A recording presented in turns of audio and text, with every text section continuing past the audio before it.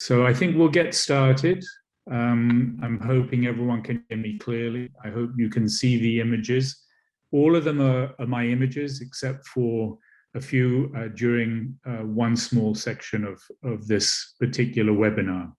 So assalamu alaikum, everyone. It's a pleasure to be with you. And I'd like to thank both the British Council and Drik for inviting me to be part of this exciting competition. So I'm going to talk a little bit about storytelling and also introduce Picture People, an organization that I co-run. So if you now can bear with me, we will have questions at the end, but a few explanations as we go along. This is a little video that we made about Picture People.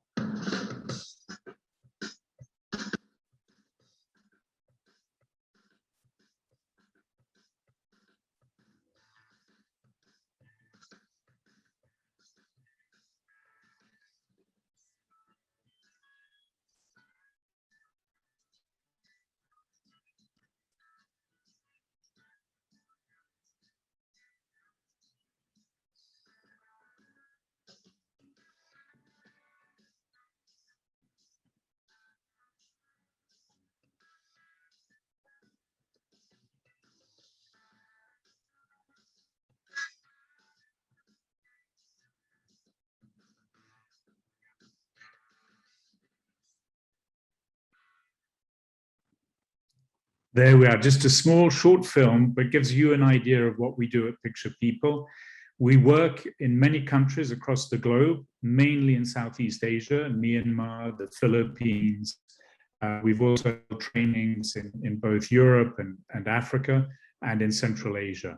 But our main objective really is to give everyone the opportunity to tell their own stories through the simple use of technology that really is putting the ability into everyone's hands to tell their own story.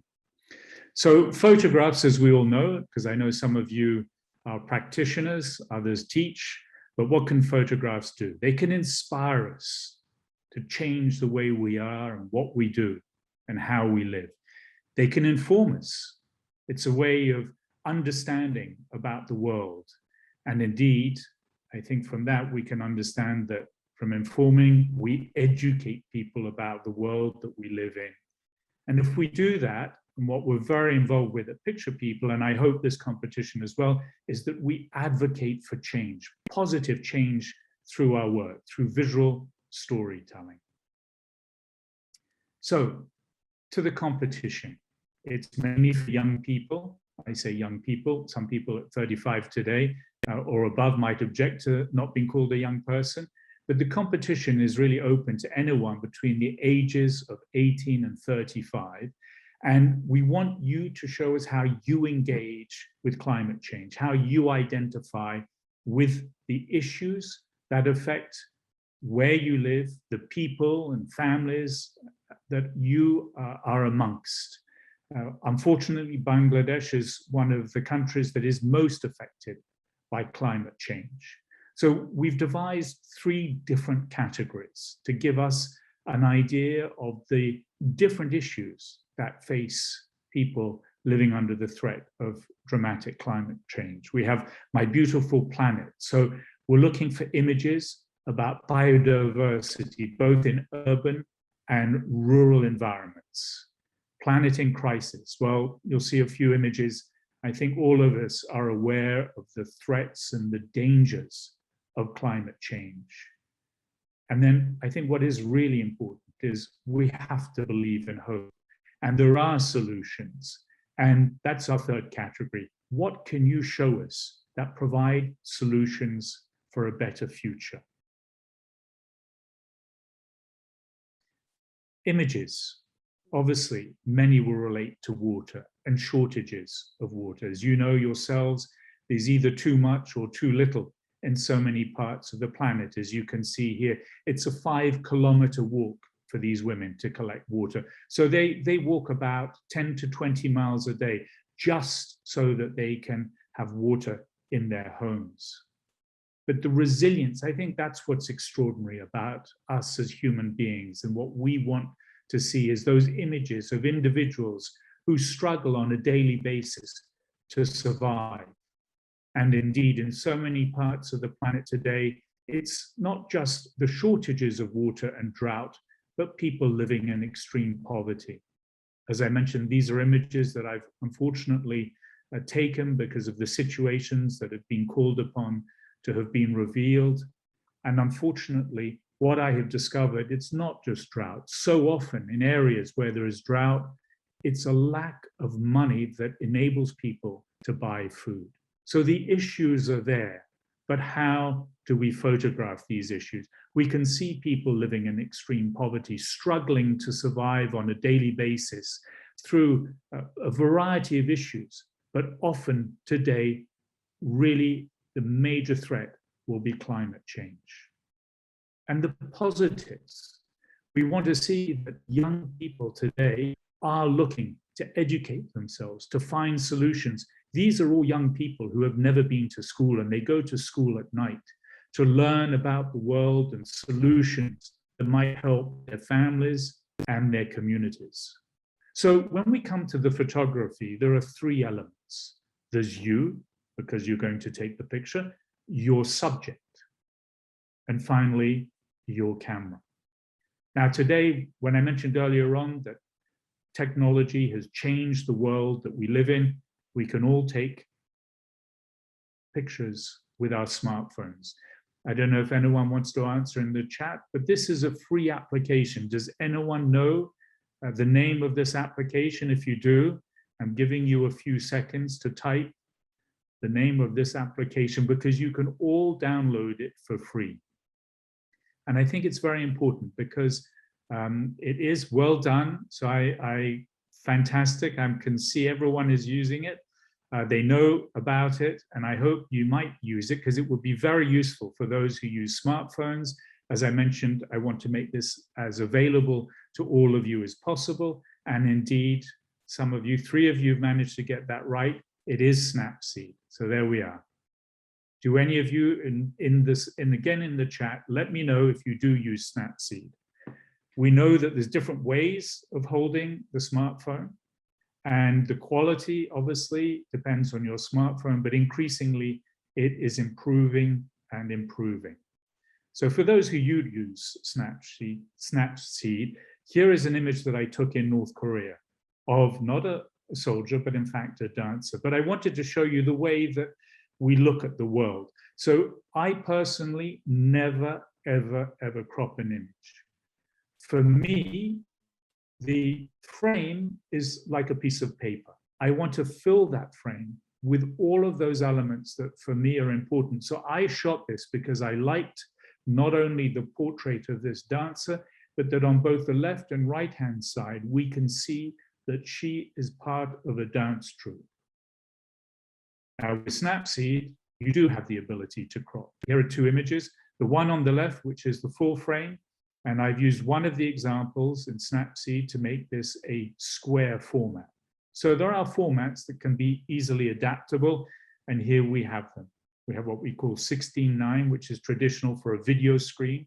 We have the square format, we have 5:4, and then don't forget today, with a smartphone, you can shoot either horizontally or vertically, as we saw in an earlier picture. Obviously, your submissions need to be original. Not necessarily that form that you might be doing, which might be related to water, or it might be related to overcrowding, or it might be related to biodiversity. But the image must be yours and yours only. And I think what you must all remember, and why I suggested Snapseed, is that we do not want digitally manipulated content. So you cannot Photoshop and remove elements, you cannot add elements, and there is a limited amount of what is acceptable. So contrast, brightness, the use of sometimes necessary, but not that often. And these are minor changes. So if we think about Snapseed again, we have this menu of different things that we can do. And I would suggest very strongly that the main and only one that you use is to tune the image. And here we can see one of the examples. So you can change the brightness, the contrast, the saturation, the ambience, the highlights. I don't really need to read it to you because you need to discover this on your own for those of you that don't already use it. And then you can desaturate. You can use color or black and white. There we have on the left the image as it was originally shot of elderly people in Armenia. And on the right-hand side, you can see that I've completely desaturated it, so it becomes a black and white image.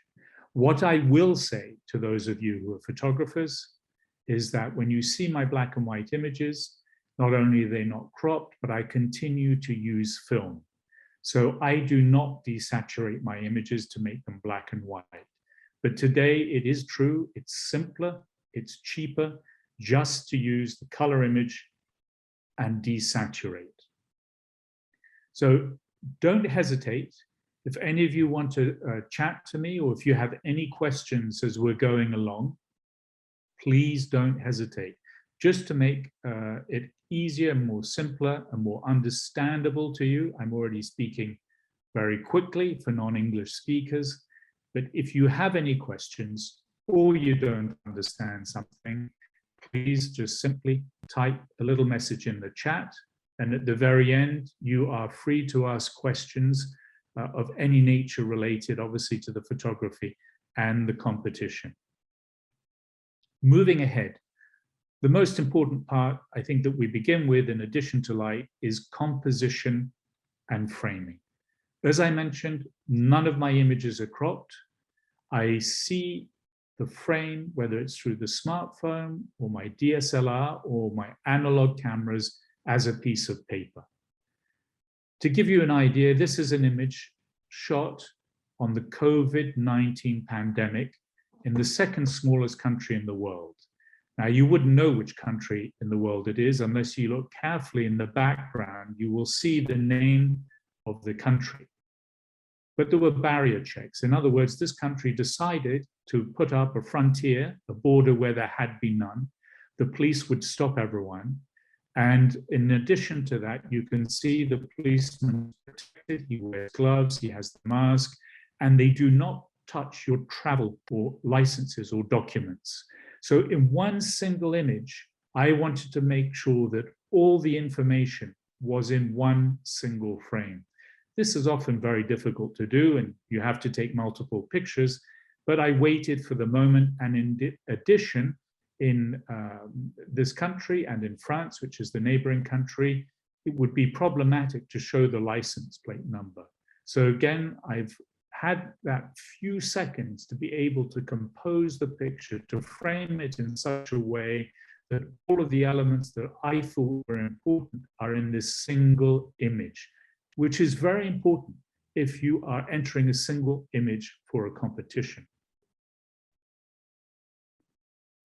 Another image, which I think also shows you the importance of careful framing. If you look at this, the tiles are parallel to the bottom of the image, the walls perpendicular. This is important when you're using wide-angle lenses.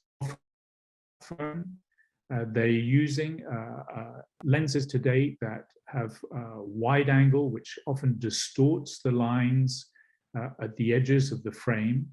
And here again, you can see it's an advocacy session for people who are being rehabilitated from drug use. But you can see that I wanted the congregation to be there. I wanted you to understand where it was being shot. And even without a caption, I think you can understand not only where it's being shot, but the solidarity amongst the people in the congregation. Sometimes it's very difficult to find a way to shoot. This is a single room where a whole family of 4 live on a daily basis. They sleep on the floor. It is incredibly restricted in terms of the space that is available. So you have to find your position to be able to capture everything within the frame. You can't stitch images together. You have to find that particular point of view that will give you an understanding of the environment that you're shooting. So here, where the space is very limited, it's their only living space. So I wanted to show the family in the living space, that they cook, shower, and have all of their belongings in this very, very small space. The instant, obviously, so much of photography happens in a millisecond. Here I waited for the moment where the boy would be in the middle of this water fountain. It's a fire hydrant that has been broken so that the young children could play in the summer heat. The fire engines would come, they would recap it. So I knew what was going to happen. But I waited for that fraction of a second when one of the children would jump through the water and be lifted in the air and with his arms outstretched.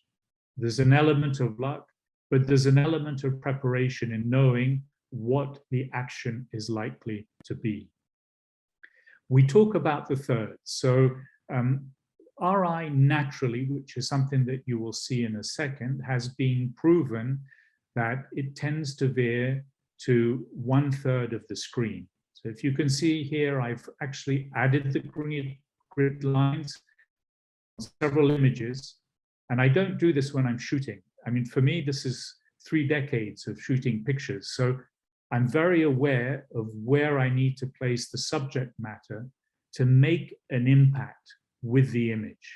It's called the golden number. Now, this is the mathematical equivalent. Some of you at school may well have learnt about it. And even the Apple motto, the emblem, the logo, has been designed with the golden section in thought. The picture on the bottom right-hand side is a Cartier-Bresson picture, and this is the golden spiral, again inspired by those magical numbers.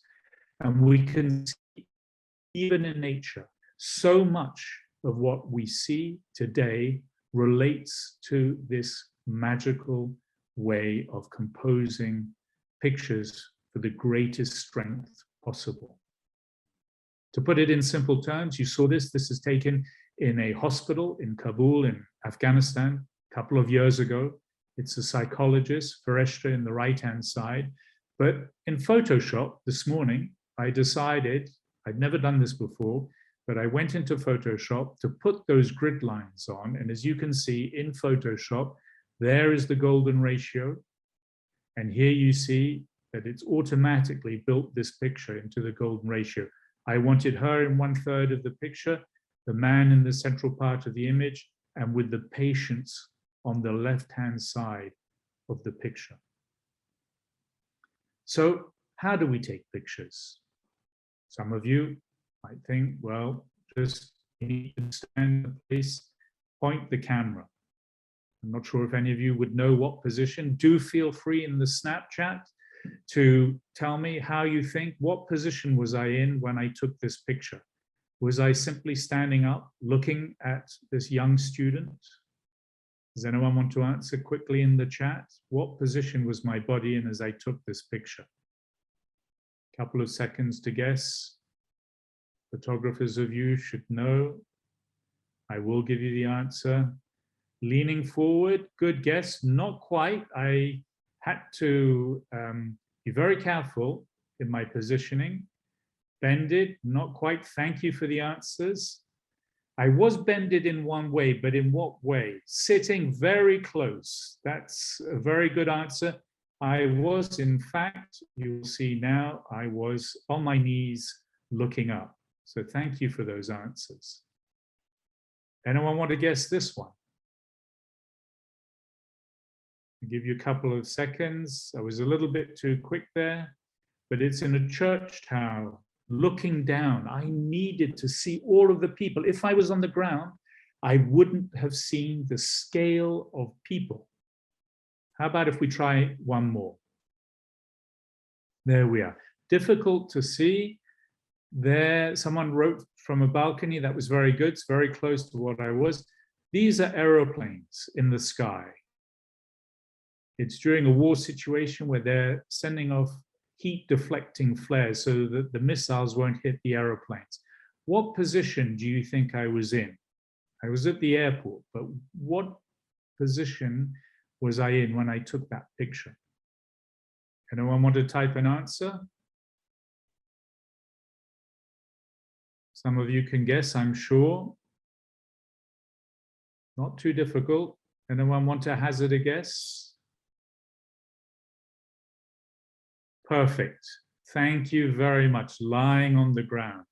I was lying on the ground, my back looking upwards, Kabul airport. When? So anyone ready with your fingers on your QWERTY typeboard? Keyboard ready? What time of day was this shot at? Quick guess, someone? We've had lots of good answers.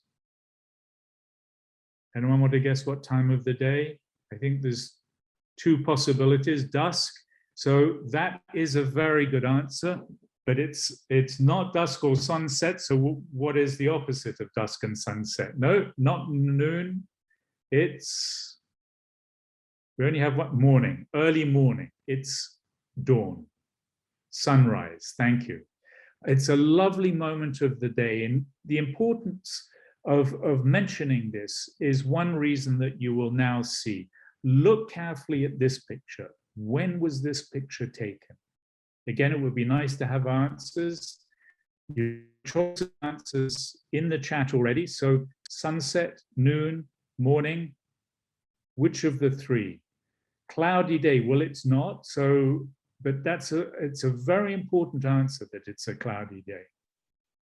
Not quite afternoon. Look very, very carefully. The answer is there. It's as close as you can get to a cloudy day. I'm going to give you the answer now. Midday. It's very, very important for you. The shadows are there. Yes, there are very few shadows. The sun is directly above. So when you're shooting, particularly in Bangladesh, where the sun can be so strong, you can have enormous contrasts. It makes shooting very difficult during the day and the afternoon. So the best light is often early morning or late afternoon, unless it's midday, where you can reduce the shadows. I think this one is easy to guess.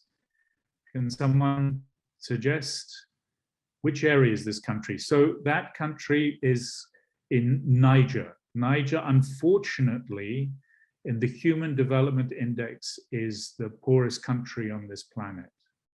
I've just arrived back within the last month from the second poorest country in the world, which is the Central African Republic. So this is another country. It's actually a young sex worker who cannot afford to pay for makeup or clothes to look, as it were, attractive. So the woman on the left lends clothes and produces makeup for them for a percentage of her earnings. So it is indoors. What time of the day do you think it is? It's difficult to shoot at this point because of the lack of light. She was holding a candle. Anyone like to guess? Indoors, what time of the day? Night, indeed. So it's indoors at night. What can we shoot? Well, we can also do details, sometimes be important. This was for an assignment related to missing people. So forensics, it means people often were recognized by the items that they were found with. And sometimes it's important to show the scale of the items. Each of these images has a story.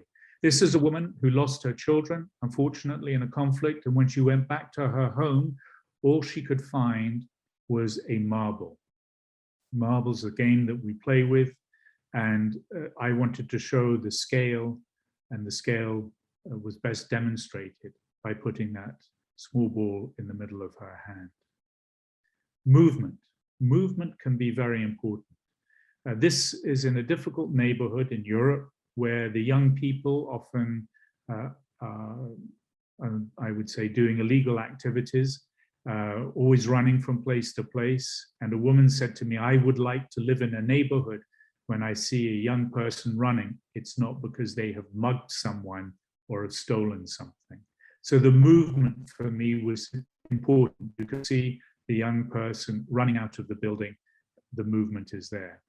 And sometimes I would say it's not just the movement, but looking for an interesting angle. So again, don't just stand there, use your body, kneel, lie down if you have to, get on the top of a building, look for those interesting angles that make this image have a greater impact with us.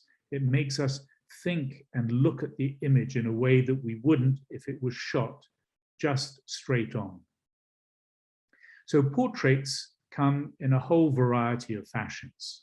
So this you can see I took because I thought not only was he an interesting character, in fact, he's a Hindu priest, but we can have young people. The only image you will see here using a flash you have on your smartphones now, inbuilt flashes, but sometimes it's worth turning it off.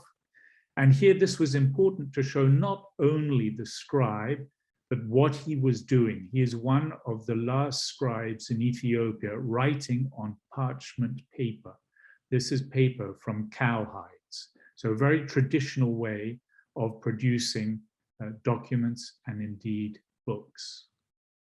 Normally, I don't get people to pose. I don't ask people to look at the camera. But in this instance, I did. Again, if anyone would like to say in the chat, why would I have asked her to look straight at the camera? Can anyone hazard a guess? Would anyone like to try and guess? Might not appeal to you, but for me, it was the reason. Exactly. Thank you very much. I'm not saying your names, but two of you said her eyes. Her eyes were so piercing, so striking that I just wanted her to look straight at the camera. Normally, I would say to people, don't close your eyes if I'm having to do a portrait for a magazine cover. In this case, the man was learning. He's a actor, and he was learning and repeating his lines. And in fact, I thought this was the picture because he was in full concentration. Equally, sometimes you can make the background work for you. None of these images have been digitally altered. So this is another example. The man was in such a place that I was able to take the picture, defocusing the background, but concentrating on his face. The light was absolutely perfect. His head extremely powerful as a result of the lighting. This was taken in Indonesia at the beginning of last year. Shadows can also be complicated. They can hide things, but equally they can work for us. So this will also be the case for you in Bangladesh. You will have moments where the light is extreme, where you will have very strong shadows, but those shadows can really work for you as well. Very difficult maybe for you on the screens, if you can maybe highlight your screen, but you can just barely see. There's actually another person in the shadow here. Originally, I thought it was the shadow of this sister, but in fact, there are 3 girls in the picture, not 2. I'm not sure if you can see this on your screens. I don't know if you recognize these people, but this is President George Bush, Prime Minister Tony Blair at Camp David. And here, the striking shadows, they're all in black and white suits, black suits rather, and white shirts. And again, I think the shadows work for us. There's a very famous filmmaker called Quentin Tarantino. His film is called Reservoir Dogs. And this, for me, is something out of a film similar to Reservoir Dogs. Reflections can work too. We often don't like the idea of looking in a mirror and taking a picture. We want to point the camera at the people, but sometimes mirrors, car mirrors, mirrors here in a home are very effective. It's another way of looking at what is taking place. And again, might add a little tension, give us further impact. And that's what we're looking for, is tension, impact, something that is original. And here, there's a very specific reason that I've taken the picture of Mariatu in a mirror. It may, and I hope is not completely evident to begin with. Mariato, unfortunately, has been mutilated in one of the many conflicts I've had to visit. But I didn't want to show her mutilation. It was completely evident straight away. What I wanted to show was how she manages to cope with her daily life by putting makeup on, all on her own, without the use of hands. So it wasn't the disability that I wanted to highlight, but this for me was the most subtle way that I could take this particular image. So again, I'm thinking all the time about how best to take the image, how to compose an image, and in so many of these situations to try and retain people's dignity in situations that obviously are often undignified. Here we are, another example of something that we wouldn't immediately perhaps think about. These girls were in an orphanage, indeed, another picture from Afghanistan, but taken through a window. And for me, that also symbolized the plight of so many young women, and indeed women today in Afghanistan, who are separated from daily life outside. I had the privilege to visit the orphanage, but these young women had not been outside the orphanage compound in years. Landscapes. So we think of landscapes, there we are, there's one, as something which carries a scene in front of us, but sometimes I believe it's important to change our horizon line. So we can see the horizon line here. It's not quite halfway through the field. And I think that's important. We change the areas that should be in the frame. To give you a better example, for me, the sea, very bland, very ordinary. So I tilted the camera upwards because for me, the clouds were much more dramatic than the water in the lake. Conversely, this is the opposite. I noticed in this little village, in this community, that they had access up the ladder to the roofs. And for me, the best way to show this little community was to have a bird's eye view by climbing up the ladder and standing on one of the rooftops. Again, landscapes. For me, landscapes, because I'm interested in people, this for me was an interesting moment because I could see the shape of this tree, this magnificent tree, but also the rocks, the contrast between the wood, the stone, and the people descending. Now, I only saw that just before they set off on the path down into the valley. And again, rather than having too much sky, the sky being very ordinary, I've pointed the camera downwards. I've eliminated the sky to capture the foreground landscape. Action. This is the Mahakumala that took place in India. It has been the largest gathering of humanity that the world has ever seen. It was thought that 68 million people visited this holy site on the banks of the river Ganges in a period of 55 days. Here you can see the holy men emerging from the water, having been cleansed of their sins. You can see the hundreds of thousands who gathered on the riverbank. So for me, what was important was, yes, indeed, show this mass of humanity. But equally, what was important, as I mentioned to you, the river is sacred. And therefore, it was important in that top left-hand corner to have something of the river. So when you're thinking about your pictures, think about the context. What is it that I need to show that gives us a picture of the situation? The moment where everyone dives into the water. Now, this series of images, I don't know what type of person is missing. Does it come to your mind that there's an element of our world, people that are missing? Anyone want to hazard a guess? Seen a lot of images here. I'll go back. There's one, there's another one. What do you think is missing from the image? We don't see that clearly. There are a few here. Anyone want to guess in the chat? Do I have any takers? Yes, thank you, Nafisa. Women. So when you're trying to tell a story, you need to try and tell a complete story.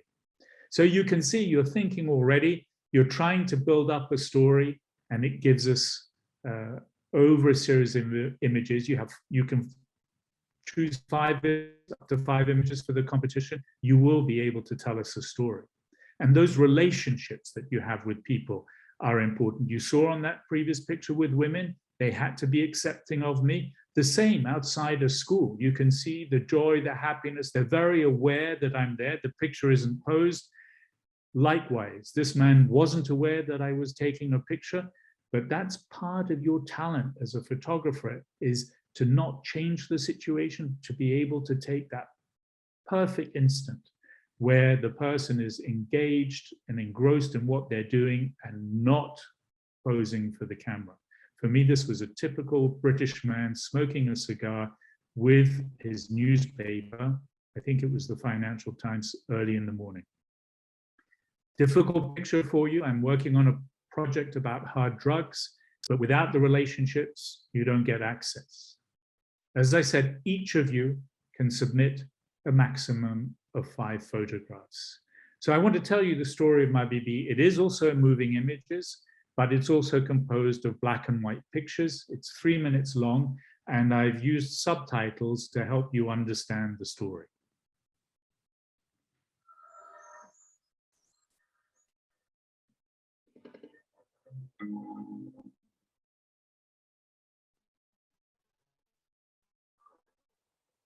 My name is Mabibi. I don't know myself, but people tell me I'm 10.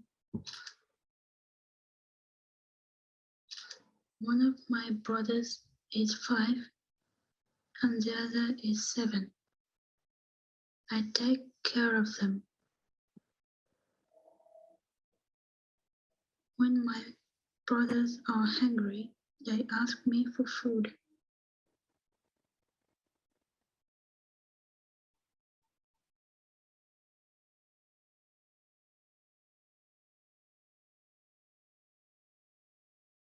I do not remember when my mother died. I was told my mother died in childbirth, and it is 4 years since I lost my father. He went away. He said he was going to bring us food, but we haven't seen him since.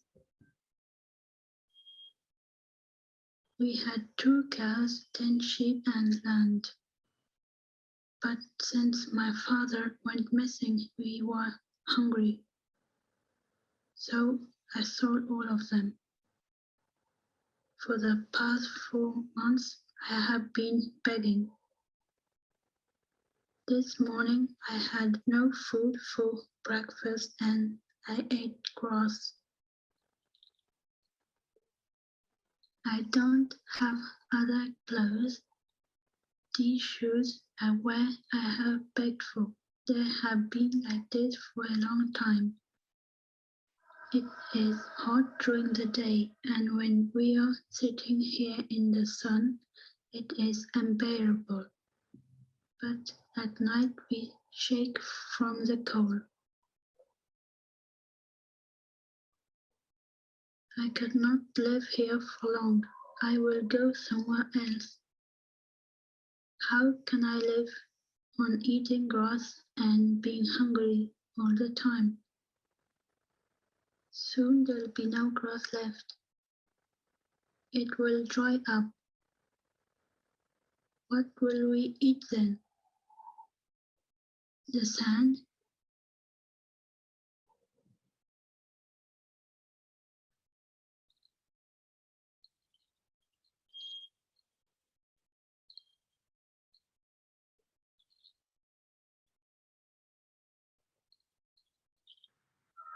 Oops.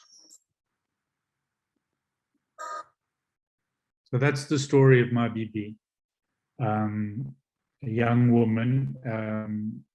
Unfortunately, I've tried to re-find all the women in the stories that I made. There were stories of 11 women across the world in areas of conflict, and my BB is the only one that I haven't been able to re-find. So not just a story about conflict, that's also a story about climate change and drought and the difficulty of surviving on a daily basis. But I've shown you that because there's my contact sheet. I mentioned it's black and white photography using film, but you can see we have the portraits, we have the living conditions, both here and here, the plight for finding food, and again, one here on the right of the weather when the sandstorms. I think it's important to think in terms of storytelling when you're going to enter this competition. And here I've just pulled out 8 images. I know you're only allowed 5, but again, there is a little story there that complements it. Because when you come to editing, there we are. There's something where there are images that I'm not going to use, images that may be stronger ones. I put them together. I look at them as a series of images to tell a whole story. The only way you can select your images is by juxtaposing them, putting them one next to the other and seeing what works and what doesn't work. Another set closer to home, this is in Myanmar. 4 different stories with different aspects of life in Myanmar. A factory where children are working, a opium user, a poet, and some nuns building their own home. Layouts, less to be concerned for you, but those of you who are photographers, if we use this as a landscape, but it was to be used as a newspaper or as a magazine, why would this maybe not work? I know some of you are just amateur photographers at the moment, but I think it's worth bearing in mind if you're putting stories together, that this image won't work as a double-page spread in a book or a magazine. Can anyone tell me why in the chat? Think about it. A double page, in other words, the 2 pages opened up, this image would not work. Why wouldn't it work? Can anyone answer that? We've had very good answers. Someone's always come up with the right answer. Thank you very much. Yes, several of you have got, absolutely. The subject is in the center. The person would be divided because the subject is in the middle. Well done, everyone. Thank you very much. And we can see here the alternative is placing people to the left or indeed to the right. All pictures for the competition have to have accurate captions written in the English. So someone has also asked, I don't normally mention where these pictures are taken. That was taken in, those 3 pictures were indeed taken in Ethiopia, different areas of Ethiopia. All captions must be written in English. So if your English isn't great, try and find someone who can help you with your English. But this gives you an idea about captions. So here's a classic picture. I think you might recognize them. I mentioned them earlier on. If someone wants to mention who they are in the chat very quickly, because I don't want to dwell on it. I'll count to 5 if everyone can. Anyone ready to mention who they might be? Lots of answers. Fantastic. Bush and Blair, well done. A few spelling mistakes, but I do that myself when you want to answer quickly in the chat. So, no, I got it. Don't worry. I realized you had 5 seconds. So spelling, don't worry, you got the answer. So Bush and Blair, but not everyone, especially young people today, might not know. So what's important is the who, where, when, and what. And the reason it's important is I'm going to show you now. Well, you know who it is, because you've all answered perfectly, President George Bush and Prime Minister Blair. But where was it? Well, it was at Hillsborough Castle in Northern Ireland. And when? Now, does anyone know when this picture might have taken place? It's a really important moment in history. So it's a few years ago, as a hint, but it was at a key moment for our contemporary history. After 9/11, indeed, it was a decision that was made to go to war in Iraq. So yeah, exactly, before they attacked. So what you will see now is, oops, too quickly, Tuesday, the 8th of April, 2003. So really, really important to know when this image was taken, because it was crucial to the history as we know it today. So excellent, really fantastic answers. Tuesday, the 8th of April, 2003, and it's part of a series of images that I had the incredible fortune to be able to have that access, which we mentioned before about relationships. One thing that I should mention to you, I think it's really important, laws are different in different countries, but it's incredibly important to get the consent of individuals, that you make sure that they agree to be photographed, particularly if the situations are very sensitive. I think it's only fair that they understand what you're doing and why you're doing it. And most people, and that's my experience, if you explain clearly why you're taking their picture, they will agree, even if it's in difficult and distressing circumstances. Consent is important. These are children of people who are HIV positive, so another pandemic at the time, and they've been abandoned. So, well, that leads to a question. Should they be anonymous or not? Should we name them, not name them, say who they are, why they're there? Well, there's a way around it. You can have pictures like this where the person is anonymous. You, through the captions, can tell the story without revealing the identity of the person. Now, all of you have a role, I believe, in combating climate change. Here's the competition as it stands with the partners. We all, I hope, believe in a better tomorrow. Certainly you as young people, the 18 to 35-year-olds are the ones who unfortunately are going to be masters of the planet. It's my generation that have messed it up for young people. So I think all of you have time. This is the first day of the competition. So the deadline is on the 21st of August. You can have the link here. I think hopefully my colleague Eleonora might be able to copy it and type it into the, I wonder if I can even do it. No, I can't, but there we are. That is the link. If you're already here listening to this webinar, then I think you will know how to get hold of the link to submit your entry. And I think what's really important to me is that not only are you looking to submit the entry, there we are, you've got the link in the chat, but the most important thing for me is that whilst doing this competition, you have fun doing it. I have really, really enjoyed taking pictures, even in difficult moments, because it's difficult to believe, but you share our common humanity by taking images and being able to have the opportunity to share those images with others. And I have never met anyone who has never shown me anything but extraordinary hospitality. And in those distressing images, even in areas where there is drought and famine, if there's a glass of water to be shared, the people there will want you to drink that glass of water. It's a heartbreaking moment, but I think for all of you, unfortunately situated in a country that is really suffering the effects of climate change, there will be no shortage of subjects and no shortage of solutions either. So please think about the topics. Please think about how you're going to frame your stories, compose those images, and how you will then caption them so that we understand what it is that you're looking to tell us. With the exception of golden ratio. The golden ratio, all rules are there to be broken. So I think we can unmute you. So if you have any questions, you can ask them live now. And I'd be very happy. We were going to take an hour, so we have 6 minutes, but I will be very happy to stay longer if you have any questions. The golden ratio, just to tell you, is, I mean, I don't have the grid in my camera, it's just in my head, but all rules are there to be broken.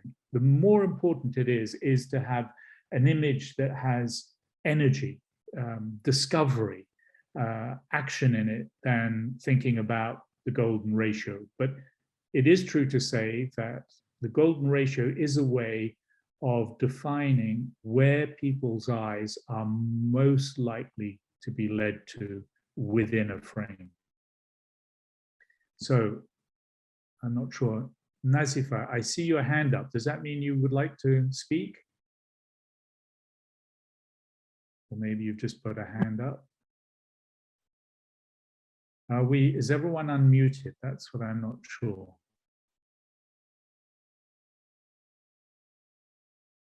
Can someone say something?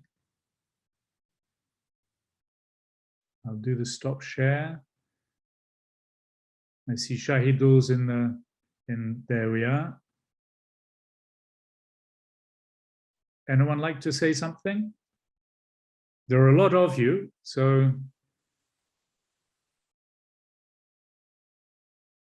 any questions?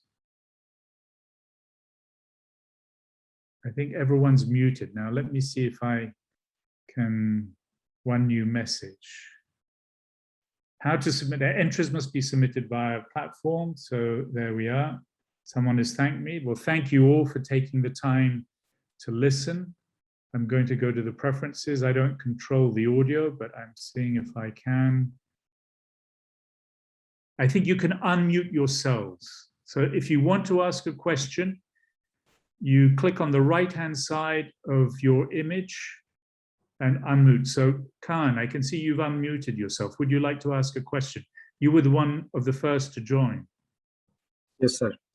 Can I ask you an orphanage girl picture? Yes. Yes, you remember, right? Yeah. So my question is that if when you take this picture, these girls are bound to stay in indoor. Unfortunately, yes. They are red. Maybe they have no objection. Can you check this? So to answer your question, because I was very involved and have been in Afghanistan for over 30 years, those girls were not allowed outside the orphanage for 2.5 years. They were not even allowed to play. They were not even allowed to play in the courtyard. They are not allowed. They were not allowed. That changed. They were, yeah. Okay, I understood. Okay, thank you. Yeah. No, you're welcome. Thank you for the question. Any other questions? I see you're all unmuted now, so.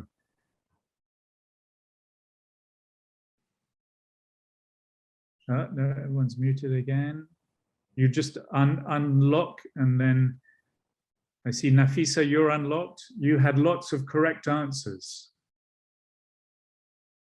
Any questions? Let me just introduce myself. I'm actually an assistant professor at Bangladesh University of Engineering and Technology, and I was directed towards here because I'm doing research on environmental issues. So the idea was that I wanted to have this sort of a competition for my university. So I was just trying to get a feel of what we do or how these things go about, and maybe just get some pointers for the students. And of course, it's not my area, but it was a very fun and engaging session. So thank you for that. And I was wondering if I could later, not now, maybe when this competition is over, maybe I'll contact somebody to get a feel of if we can have a joint competition or a joint event or something like that. So I'll just leave my contacts, and if somebody picks it up. I think you can also contact, sorry to jump in, but I think you can also contact the British Council and Drik. I see Shahidul was there, but I think anyone at Drik, I see also Reza Rahman is also there, so you can send a direct message to either one of them, and I'm sure that they would be interested in hearing from you. And again, because of this particular competition, I'm sure there might be a way of teaming up. But anyway, those are two contacts that would certainly be able to help you. Yes, the whole point is that we also do think that photography could be a very powerful way of bringing awareness, because awareness in Bangladesh we see is not that high around a lot of issues of pollution. So that's something we are working on too. So I'm really excited to see what comes off of this competition. So thank you so much, and best of luck to all the competitors. Thank you. And just to say, when you say people in Bangladesh are not so aware, I think that is globally. People like to think that, you know, maybe in Europe or North America, people might be more aware. I think my experiences, I think they're often less aware. I travel, as you can see, pretty extensively. And I can tell you most of the countries that I travel to outside of Europe and North America, they seem to have a much better understanding and awareness of the issues that we face globally. Yeah, but since I work with students, the young people are very aware, but they're frustrated, as with most countries, that the government seems to be doing nothing. So let's see, let's hope. Yeah. Thank you so much. You're welcome. I see Shahidul's also, he's written to you, so there we are. You have an email address. Someone's also, it's a very important question. So I'm going to read this one. My question is about the context, specific photographs, where the context could be highly local and not known to international community. In this situation, how do we evaluate a good and effective photograph? Is it the context that matters or the quality of the image? To answer that, I would say that obviously the quality of image is going to help us focus and look at what the context is. So it's a combination of both. Sometimes you can have a poor image, but the context is so, what can I say, so overwhelming. It hits us so strongly that maybe the poor framing we forget about. We think about the dramatic moment in the image rather than the composition. So again, I said there are no rules. I think even if the context isn't known, obviously it helps to have a strong image, but it's better to have an image than no image at all, if that makes sense. The most important thing is you take the photograph and you hope that with some of the, hopefully, little, what can I say, not skills necessarily, but tips that I've given you, hopefully that'll make you think how to make the image as strong as is possible. Anyone else? Any other questions?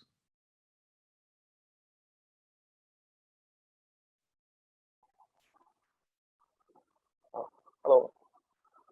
Hello, Mr. Danziger. Yes.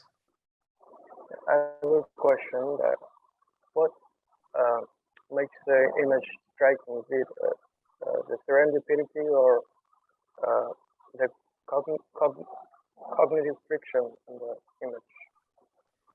COVID, it's difficult to hear you. So can I just repeat it in case you're talking about COVID-19 restrictions? No. Yeah.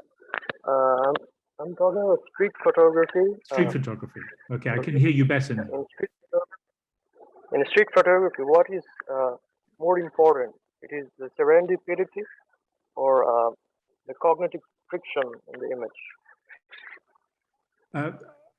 I mean, I couldn't hear the whole question, but what's important? Street photography.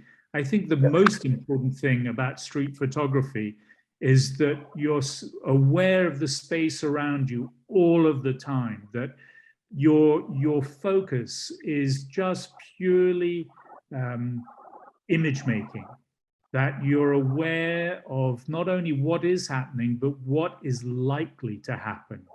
When you take a lot of photographs, you also understand human behavior. So often you think something, you can prepare yourself for an image.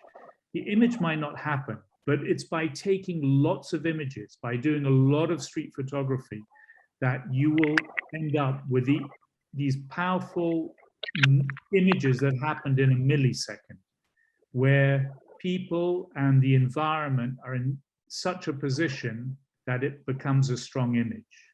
So I hope that answers your question, because it was difficult to hear, but definitely when it comes to street photography, all you think about is the moment and composition, and be spatially aware, everything that's going on around you, that you're there and your camera is almost part of your body. You never for a moment have to start reaching out and thinking about how you're going to take the shot. You are ready to take that in a millisecond. I hope that Thank you so answers. much. You're welcome. Anyone else?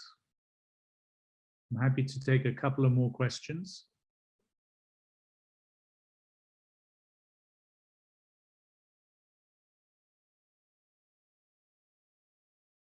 Anyone else? I think the session has been recorded, which means you could probably replay it. And if not, I believe I might be doing another session or two later on if there is something that you didn't understand. And I think Drik have also in the competition, there is a email address which you can have by going on the Facebook page. And if you have any queries or questions, please do address them to Drik, who are running the competition, the entries.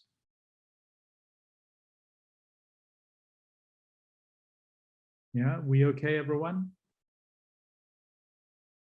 Well, thank you very much, all of you, for having spent the last hour looking at a variety of images across our planet.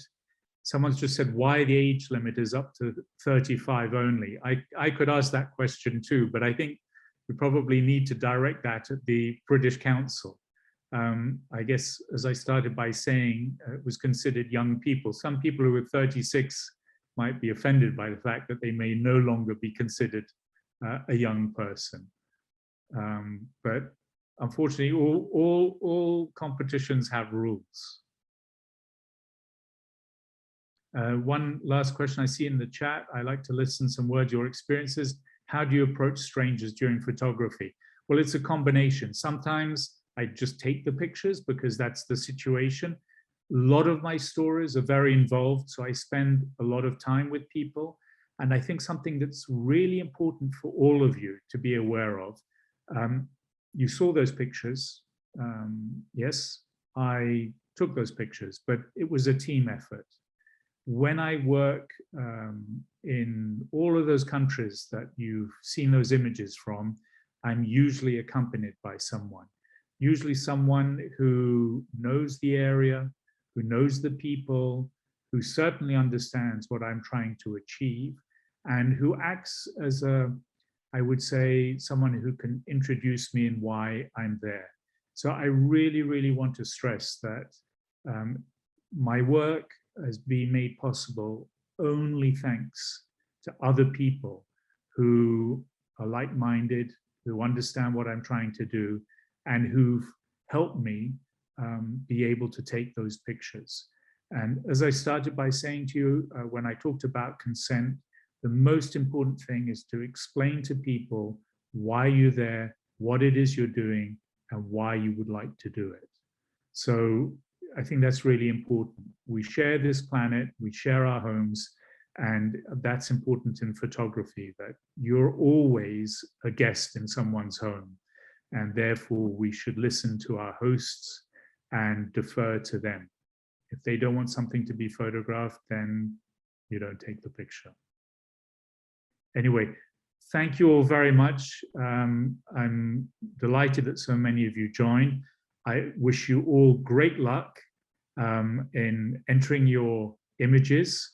Most important thing is to enter them rather than to win. It's to be part of the team, as it were, and have fun and be safe in these difficult times. Thank you very much. Bye for now.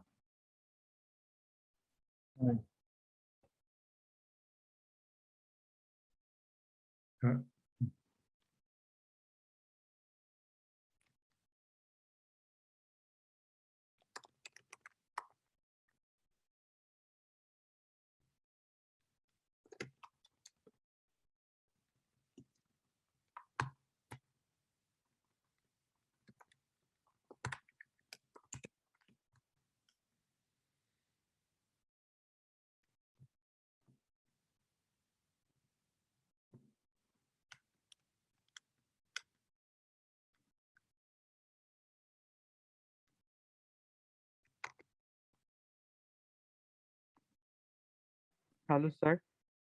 Yes. Oh, sir, I have one question. Yeah. Sir, I am Asbine from United International University. So, sir, Yeah. my question is, sir, I all take my photography my mobile. So now Yeah. I want to take by a DSLR camera. So what I should want to first to take in a DSLR camera? I just wrote to you. So I think use the one that you feel most comfortable with. Oh, okay, okay. But sir, Yeah. I must comfortable. But sir, I must comfortable to take photography by my phone. But Yeah. And do it. now. Oh, okay, sir. Thank you. Thank you so much. Yeah, no, really, just it's that simple. All right. Sir, could I please continue on the same question? Yeah, yeah. Even I face the same dilemma. Like I've been taking all the photographs on my mobile phone, but when it comes to using a DSLR, obviously there are myths like the quality gets improved a lot once you switch to DSLR, and you get more tools to focus on your subject. So this has always been a dilemma. So far, since I've tried my hands only on mobile phone, I'm more used to it. And switching to DSLR would also require some more investment on lenses and all sort of gears. So whether to switch to DSLR and whether that would be the demanding situation is the dilemma I am currently in. So yeah, very, I mean, very difficult to answer that.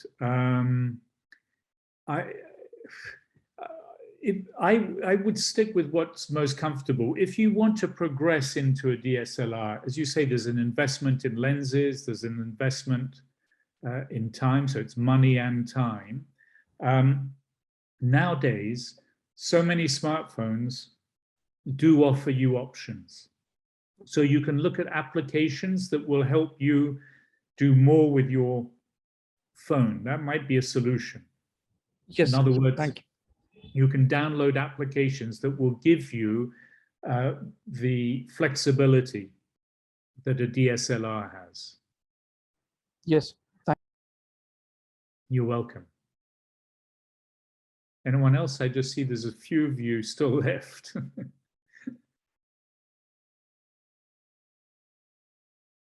Sir, which DSLR is now good? Okay, Which so brand? well, today there are so many good ones. That's the reality. Preferably go one with a name. So there are.